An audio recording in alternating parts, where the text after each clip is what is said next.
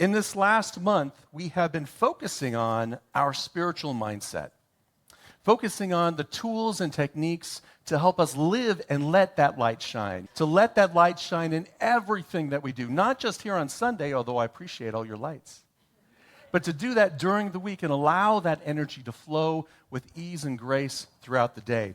So we were practicing with 26 tips for getting back to our higher self.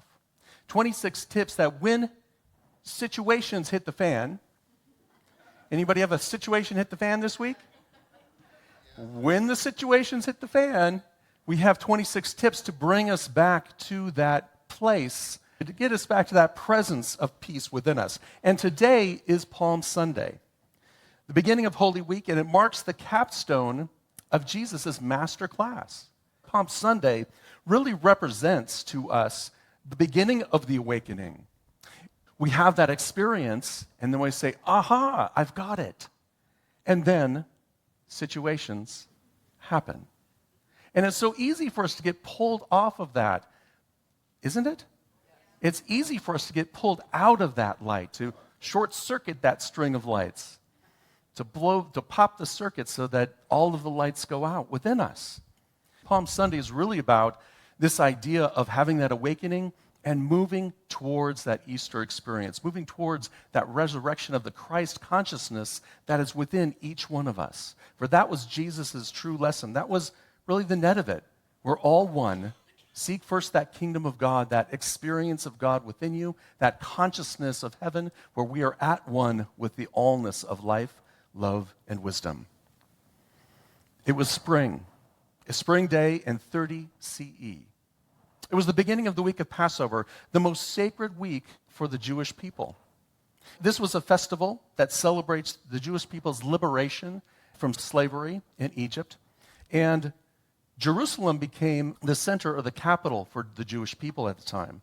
And so people came from miles around to celebrate Passover, and the population would swell tenfold.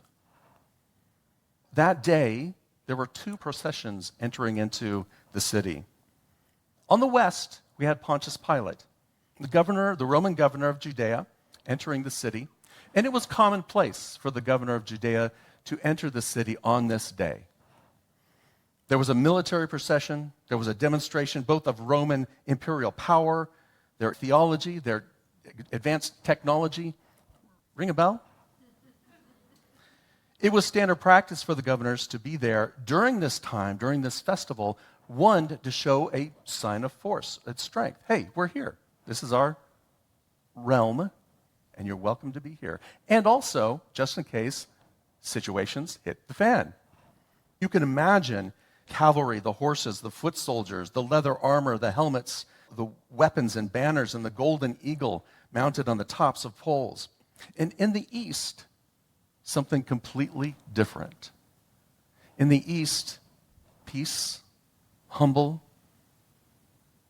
calm, in rides Jesus on a donkey. The crowds surrounded him. The crowds were cheering, Hosanna, blessed is the one who comes in the name of the Lord.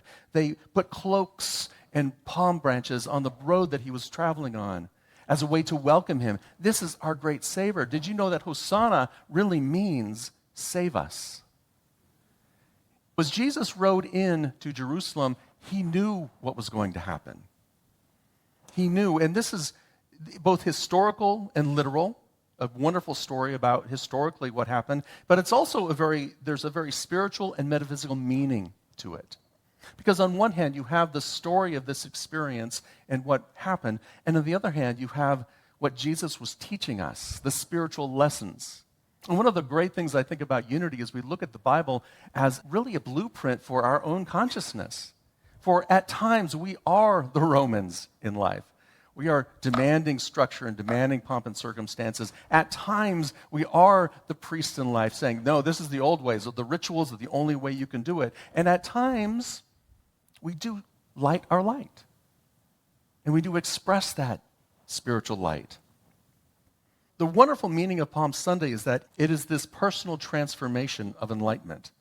It comes from the intellectual understanding and gets into our heart, gets into our experience of it. We start to feel it. And we must look then, once you have that aha experience, on how to apply it to your life, how to make it a part of your life, so that beautiful light can shine and you can experience that joy and that bliss even amongst the situations. Palm Sunday tells the story of when we arrive at that point in our awakening, the point of opening to something greater within us, the truth of who we really are. And as Jesus taught, that Christ consciousness within us. That's the truth of who we really are. That is the part of us that is always available, infinite peace, open to infinite love, open to infinite intelligence, where we're one with the allness of life, love, and wisdom. On the other side of us, our human nature. And on the east side of us, our divine nature.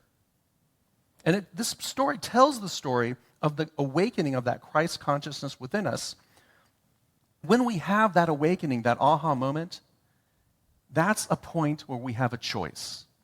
When we become aware of there's something more within me, that's where I have a choice.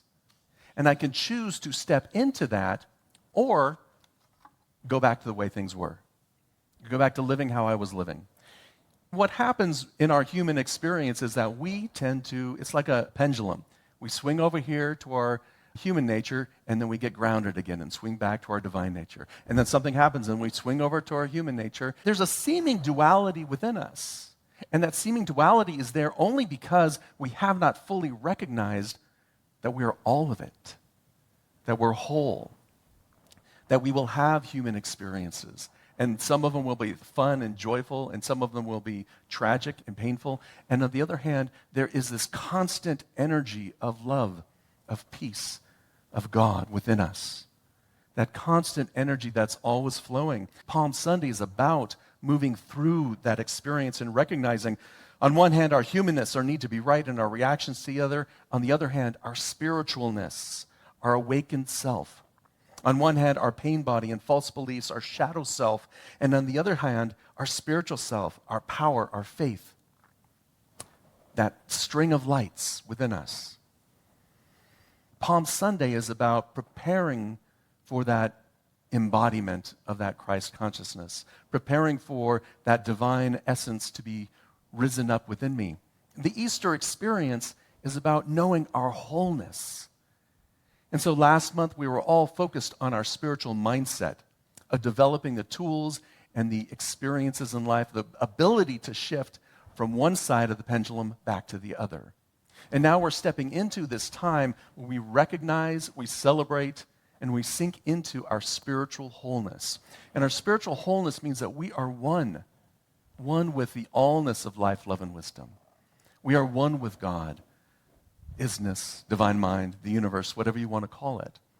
That is the truth of who we are. And like individual lights on that string, we're all one. And each of us shines our light brightly. Occasionally, someone's light will get dim, and then we're here to lift that person up, to share our energy, our thoughts, our connection with us. Knowing our allness creates a sense of communion with one another. It creates a sense of community with each other. And it creates a connection when we recognize and realize that we are here for each other.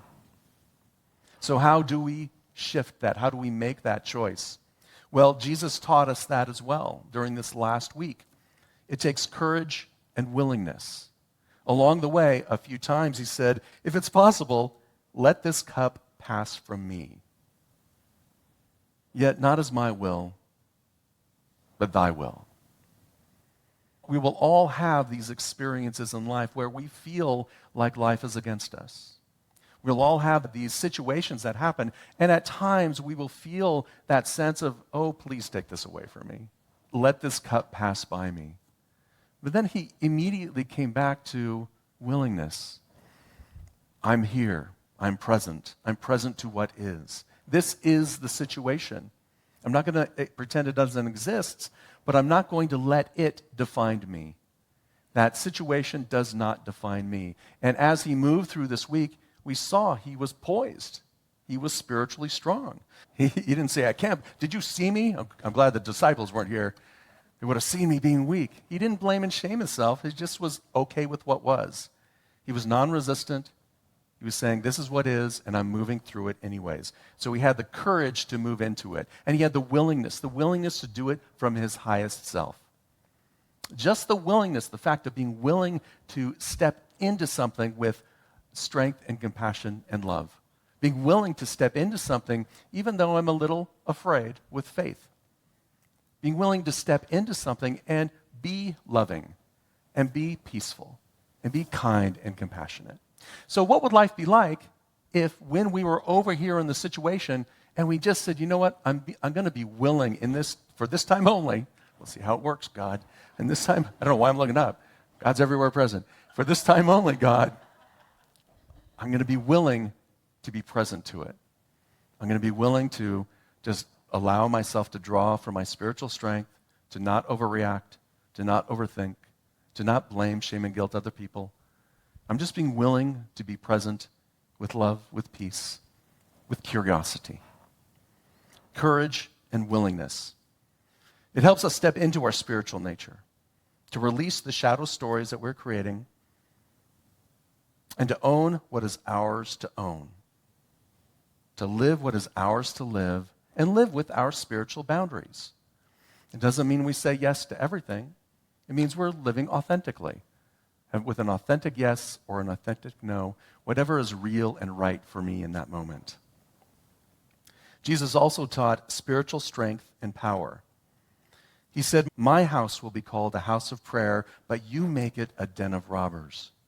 Now this is that first day when Jesus rode into town. He went to the temple and saw what had happened there.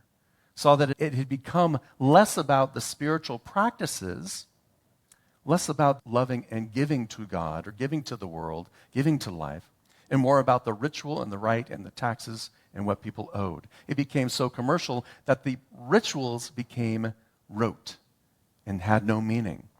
And so he flipped the tables over. He cleansed the temple. He told them, this is not what this is about. Let's go back to the idea of spiritual giving. Go back to the idea of abundance where we're in the flow of abundance. He did everything with purpose this week. He knew what was coming before he even rode into town. He understood it. And he had a great sense of self-awareness and kept coming back when he was afraid, when he was doubting. He just kept coming back to that divine presence within us. What a great lesson for us. So our spiritual power, that power within you is always available and always there to help you shine your light. All we need to do is say yes to it with that divine essence, with that spiritual mindset. And then finally, he taught understanding and love. On Tuesday, he was questioned by many of the Pharisees and many of the priests, trying to trap him into things. They asked him, what is the most important commandment? And he said, love God. Love God with all of your heart and your mind and your soul. Love God. Now, God isn't out there somewhere. God is here. God is here. God is present. God is in the puppies. God is in the wisteria. God is everywhere present. It is the energy that connects us and keeps us and binds us together.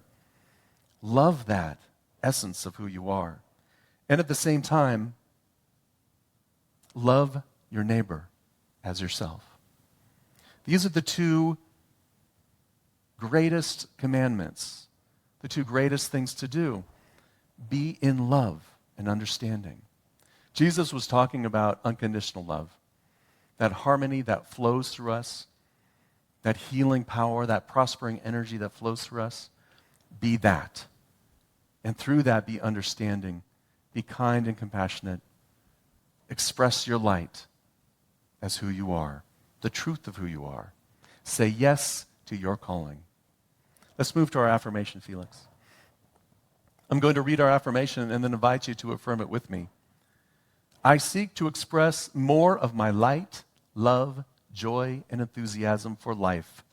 I celebrate the divine presence within. Would you affirm that with me together? I seek to express more of my light, love, joy, and enthusiasm for life. I celebrate the divine presence within. And so it is.